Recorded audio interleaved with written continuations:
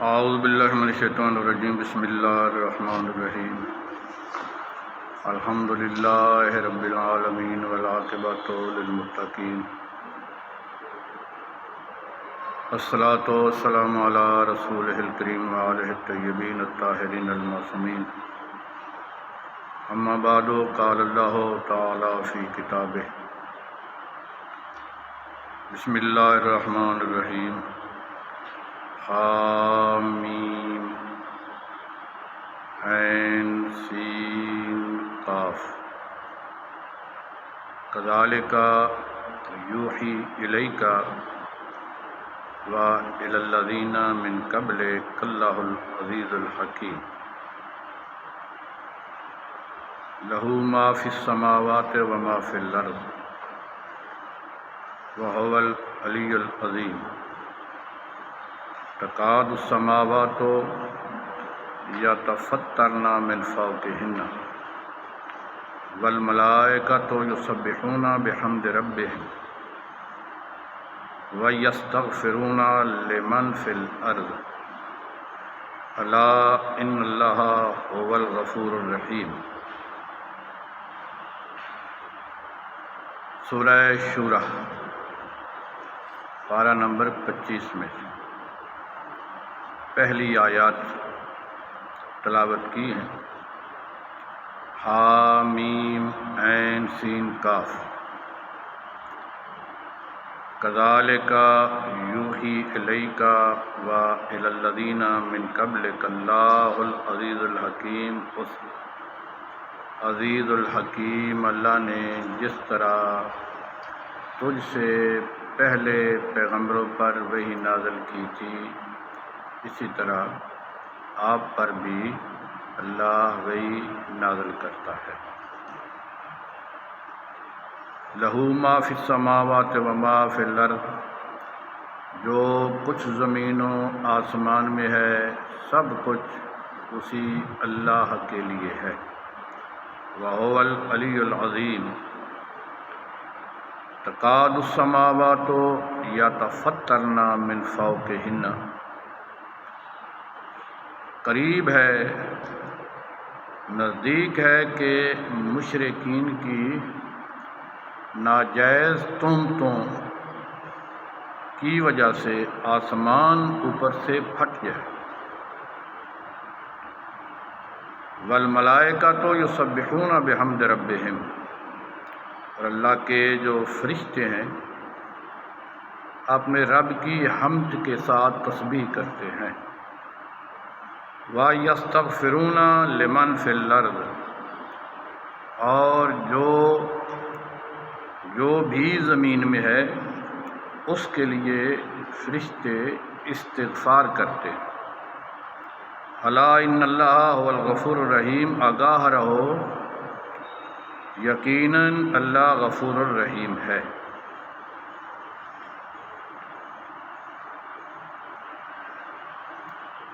سورہ شورى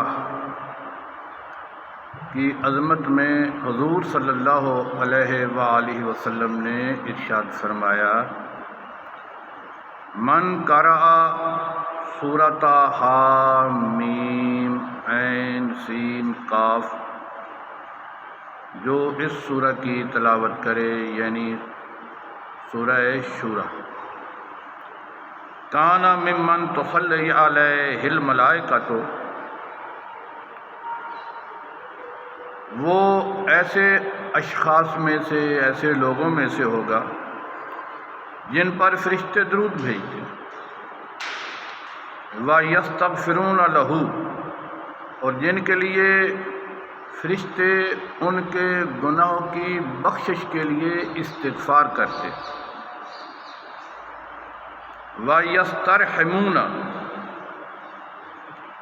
اور فرشتے ان کے لیے اللہ کی رحمت طلب کرتے۔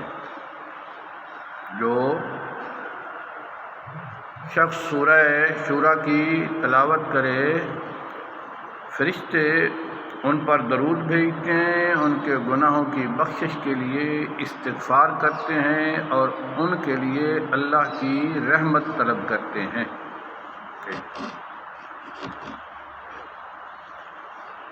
امام جعفر صادق علیہ السلام نے ارشاد فرمایا،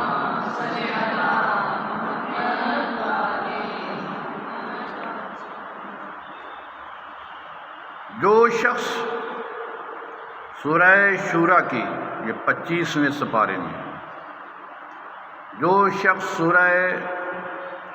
سورہ شورا کی تلاوت کرے قیامت والے دن وہ اس حالت میں آئے گا کہ اس کا چہرہ سورج کی طرح چمک رہا ہوگا، اور اسی حالت میں وہ اللہ کی بارگاہ میں پیش ہوگا۔ اللہ فرمائے گا، اے میرے بندے، تو تسلسل کے ساتھ سورہ شورا کی تلاوت کرتا تھا، لیکن تجھے یہ معلوم نہیں تھا، تو بے خبر تھا کہ سورہ شورا کی تلاوت کرنے کا ثواب کتنا ہے۔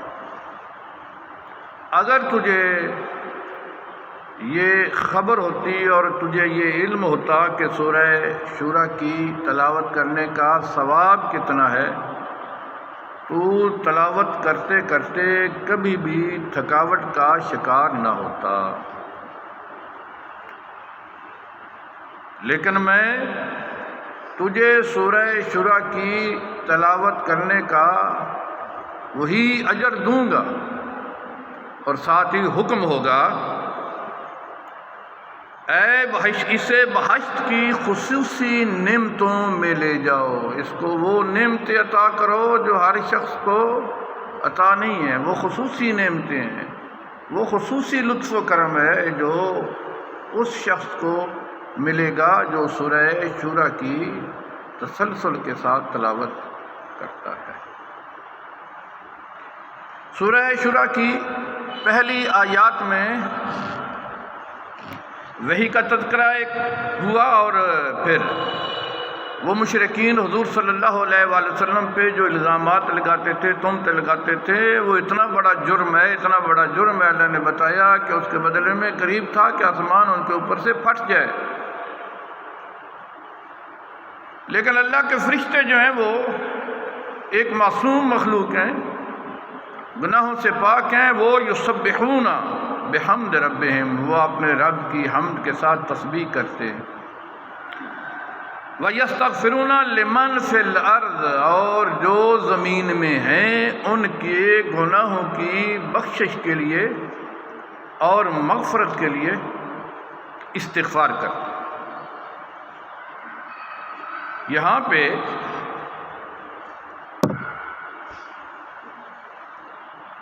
اللہ نے عمومی طور پر، مطلق طور پر کرتے ہیں اس کو، کہ فرمایا کہ جو بھی زمین میں ہے اس کے لیے یہ فرشتے استغفار کرتے ہیں، لمن فی الارض، جو زمین میں ہے۔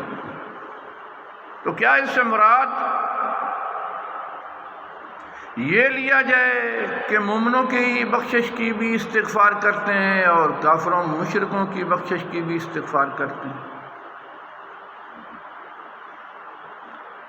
تو قرآن مجید کے متعلق ارشاد ہے کہ القرآن یفسر بعضہ بعضا،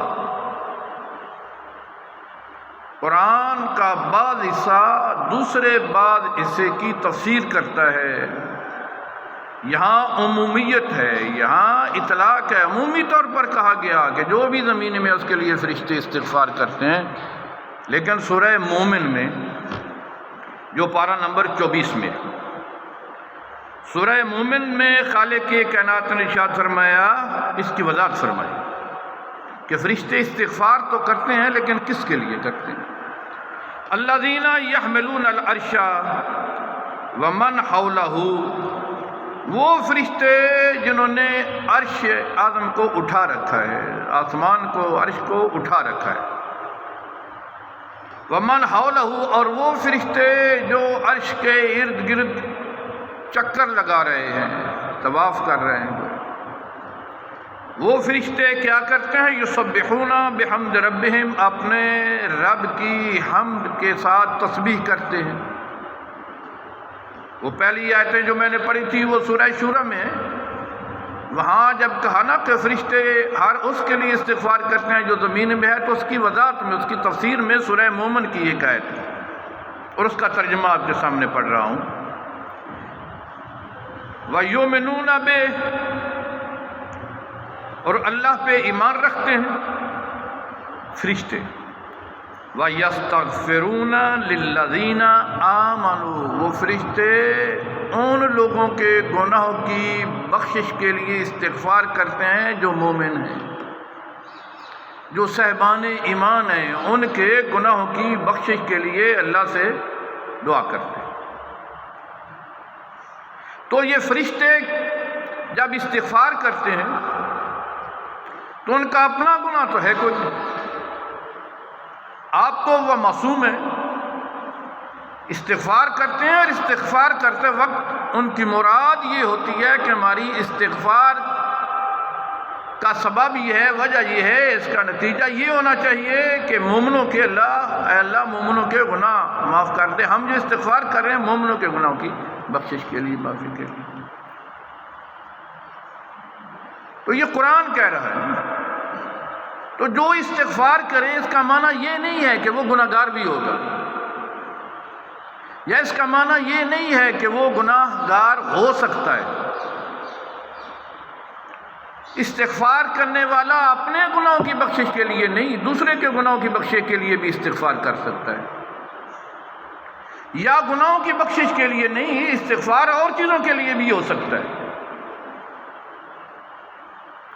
کل اگر مجھے یاد رہا تو کن کن چیزوں کے لیے استغفار کیا جا سکتا ہے اس کی وضاحت کروں گا میں آپ کے ساتھ۔ لیکن آج یہ بات کہ جب کوئی استغفار کرے تو اس کا معنی یہ بہرحال نہیں ہے کہ وہ اپنے گناہوں کی بخشش کے لیے کر رہا ہے، کہ اگر فرشتے کرتے ہیں تو ان کے گناہ، تو سارے مسلمان اس بات پر متفق ہیں کہ وہ گناہ نہیں کرتے۔ اب اہل بیت اطہار علیہ السلام کی ان دعاؤں کی طرف آتے ہیں جن دعاؤں میں اہل بیت اطہار علیہ السلام کی پاک شخصیات نے اللہ کی بارگاہ میں استغفار کیا۔ تو اللہ کی بارگاہ میں جب استغفار کیا تو اس کا معنی نہیں ہے کہ استغفار کرنے والا گناہ گار بھی ہے۔ اللہ کی بارگاہ میں اگر معصوم استغفار کرے تو وہ اپنے گناہوں کی بخشش کے لیے نہیں کرتا، اپنے گناہوں کی معافی کے لیے نہیں کرتا، بلکہ وہ دوسروں کی گناہوں کی مغفرت کے لیے، معافی کے لیے استغفار کرتا ہے، یا کچھ دوسرے امور بھی ہیں، کل وضاحت کریں گے۔ لیکن آج تھوڑا سا موضوع استغفار کی طرف دوسری جہت میں کیا کہ کس کے گناہوں کی بخشش کے لیے استغفار کرتے ہیں؟ للذین آمنوا، وہ جو صاحبان ایمان ہیں۔ تو صاحبان ایمان کے لیے فرشتے 4 دعائیں کرتے ہیں۔ 4 دعائیں ہیں قرآن مجید سورہ شورى میں کہ فرشتے دعا کرتے ہیں کس طرح کی۔ سورہ مومن پہلی دعا یستغفرون للذین آمنوا، وہ استغفار کرتے ہیں جو صاحبان ایمان ہیں ان کے گناہوں کی بخشش کے لیے ایک۔ پھر کیا کرتے ہیں؟ واقہم عذاب الجحیم، دوسری دعا کرتے ہیں اے اللہ ان کو جہنم کے عذاب سے محفوظ رکھ۔ یعنی صرف گناہوں کی بخشش کی دعا نہیں کرتے، گناہوں کی بخشش کی دعا کر کے ساتھ یہ بھی دعا کرتے ہیں کہ اے اللہ ان کو جہنم سے محفوظ فرما، جہنم سے ان کو بچا لے۔ کن کو؟ جو صاحبان ایمان۔ تیسری دعا کیا کرتے ہیں؟ گناہوں کی معافی کی دعا کرتے ہیں۔ پھر دوسری دعا کرتے ہیں کہ ان کو جہنم سے محفوظ فرمانا، اور تیسری دعا کرتے ہیں اے اللہ ان کو جنت میں جگہ دینا۔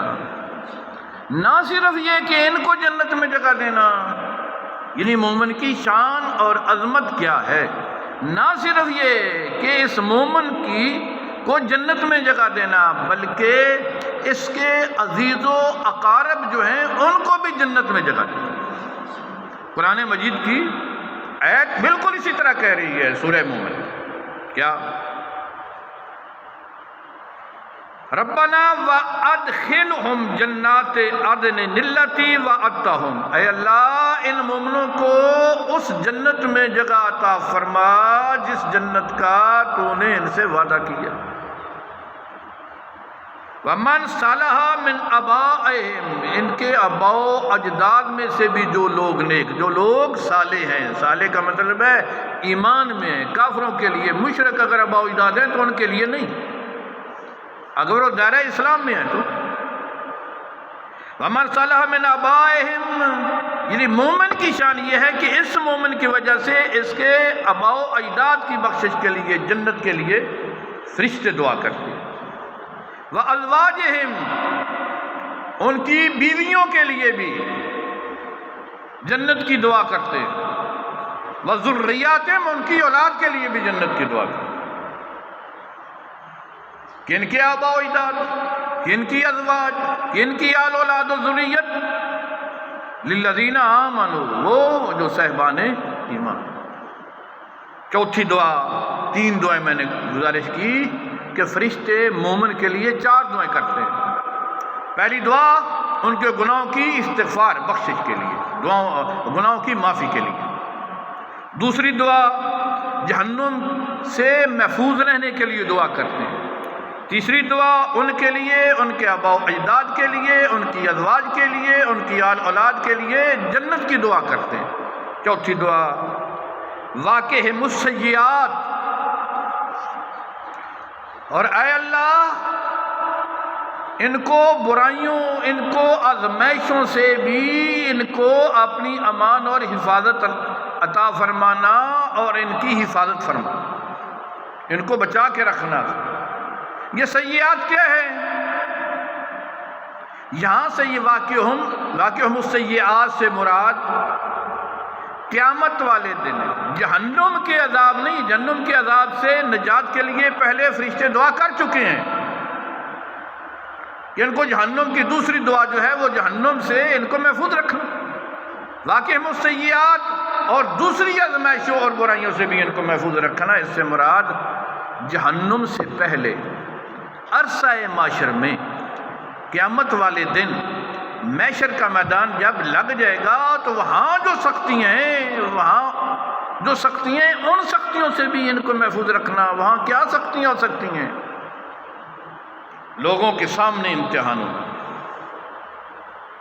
لوگوں کے سامنے موجود ہے بندہ اور اس کے گناہ گن کر بتائے جا رہے ہیں، لوگ دیکھ رہے ہیں، یہ لوگوں کے سامنے ذل و رسوا ہو رہا ہے۔ اے اللہ ان کو محشر والے دن، قیامت والے دن لوگوں کے سامنے شرمندگی سے محفوظ رکھنا۔ حساب و کتاب، میزان اور حساب کا جو وقت آئے گا، ایک ایک سانس، ایک ایک رکنا، ایک ایک قدم پہ رک کے آپ کے حساب ہوگا۔ حساب و کتاب والی منزل بڑی مشکل ہے۔ اس مشکل وقت میں بھی ان کو اپنی امان اور حفاظت فرمانا، اس کو الذین آمنوا، جو صاحبان ایمان، جو صاحبان ایمان ہیں ان کے لیے فرشتے یہ دعائیں کرتے ہیں۔ اب حدیث قصہ کی طرف چلتے۔ یہ جو صاحبان ایمان ہیں، مومن ہونا بہت بڑی عظمت ہے جن کے لیے فرشتے دعائیں کرتے ہیں۔ تو حدیث قصہ کما هو المنقول، جس طرح کے جو الفاظ حدیث قصہ میں درج ہیں میں وہ الفاظ آپ تک دہرا رہا ہوں۔ شہرت کی بنیاد پر بالکل وہی الفاظ دہرا رہا ہوں جو راوی نے یا کتاب والے نے لکھے۔ کیا مومن کی شان یہ ہے، کیا دنیا میں رسول خدا صلی اللہ علیہ وآلہ وسلم نے فرمایا کما هو المنقول فی الحدیث القصہ۔ میں پورے الفاظ کی ذمہ داری نہیں لیتا کیونکہ روزے میں ہے، لیکن حدیث قصہ میں جو واقعہ ہے وہ ٹھیک ہے، الفاظ آگے پیچھے ہوں تو اس کی نہیں۔ یہ جو الفاظ حدیث قصہ والے نقل کیے وہ میں اب تک نقل کر رہا ہوں۔ کیا حدیث قصہ والے نے لکھا کہ رسول خدا صلی اللہ علیہ وآلہ وسلم نے فرمایا کہ جب دنیا میں کوئی محفل سجتی ہے وفی من شیعتنا و محبینا، اس محفل میں ہمارے شیعہ اور ہمارے محبین بیٹھے ہوئے ہوتے ہیں، اس طرح کے ابھی محفل لگی فی جمع من شیعتنا و محبینا الا ونازلت علیہم الرحمہ، وہ بیٹھے ہوئے ہیں، ہمارے شیعہ بیٹھے ہوئے ہیں، ہمارے ساتھ محبت کرنے ہوئے بیٹھے ہوئے ہیں، جتنی دیر تک بیٹھے ہوئے ہیں اتنی دیر تک اللہ کی رحمت ان پر نازل ہوئی۔ نازلت علیہم الرحمہ حفت بہم الملائکہ، اللہ کے فرشتے ان کی حفاظت کے لیے ان کے ارد گرد گھیرا ڈال دیتے، واستغفرت لہم الی ان یتفرقوا، اور یہ جو فرشتے ہیں اتنی دیر تک ان کے گناہوں کی بخشش کے لیے استغفار کرتے رہتے ہیں جتنی دیر تک وہ اس محفل میں موجود ہیں۔ تو شرط یہ ہے کہ مومن ہونا چاہیے بندہ۔ وفی محموما الا وفرج اللہ ہمہ، پھر ارشاد فرمایا، نقل الفاظ کر رہا ہوں، پھر ارشاد فرمایا کیا؟ اگر اس محفل میں جس طرح آپ بیٹھے ہیں، اس محفل پہ کیا ہے؟ اللہ کی رحمت نازل ہوتی ہے، فرشتے حفاظت کے لیے گھیرا ڈال لیتے ہیں، اتنی دیر تک جتنی دیر تک آپ بیٹھے ہیں اتنی دیر تک فرشتے گناہوں کی بخشش کے لیے استغفار کرتے رہتے ہیں۔ اور کیا ہوتا ہے؟ اور ہوتا ہے کہ وفی محمومن، وہ مومن اور شیعہ جو اکٹھے مل کر بیٹھے ہوئے ہیں، ان میں سے اگر کوئی پریشان حال ہے وفرج اللہ ہمہ، اللہ اس کی پریشانی دور فرماتا ہے۔ ولا مغموم الا وکشف اللہ غمہ، اور جو وہ بیٹھے ہوئے ہیں اکٹھے شیعہ اور محبان اہل بیت، نہیں ہو سکتا ایسا کہ ان میں سے کوئی غمگین ہو اور اللہ اس کا غم دور نہ کرے۔ اللہ ان کے غم دور، کوئی غمگین ہے تو اللہ اس کے غم دور کر دے گا، پریشان ہے تو اس کی پریشانی اللہ دور کر دیتا ہے۔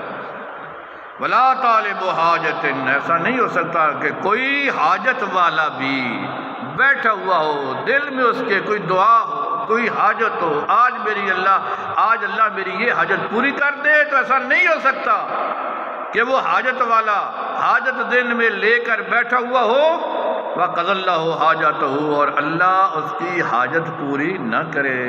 جو حاجت لے کر بیٹھا ہے اس کی حاجت اللہ پوری کر دے۔ اللہ کی طرف سے تین چیزیں تو اس محفل میں موجود ہے، محفل تو ہوتی ہیں کہ اللہ کی رحمت نازل ہوتی ہے، فرشتے حفاظت کے لیے ارد گرد ہو جاتے ہیں اور اتنی دیر تک استغفار کرتے ہیں جتنی دیر تک محفل ہے۔ اور محفل میں جو بیٹھے ہوئے ہیں اگر کوئی غمگین ہے، اگر کوئی پریشان ہے تو اس کی پریشانی اللہ دور کر دیتا ہے، اگر وہ غمزدہ ہے تو اللہ اس کا غم دور کر دیتا ہے، اگر اس کے دل میں کوئی حاجت ہے تو اللہ اس کی حاجت پوری کر دیتا ہے۔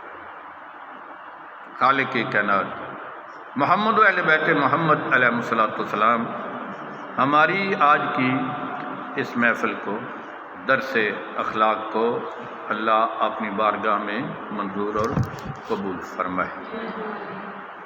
اللہم صلی علی محمد و آل محمد، اللہم صلی علی محمد و آل محمد، اللہم صلی علی محمد و آل محمد، یا محمود محمد، یا علی بحق علی، یا فاطر و بحق فاطمہ الزہرا سلام اللہ علیہ، یا محسن و بحق الحسن، یا قدیم الحسان بحق حسین علیہ۔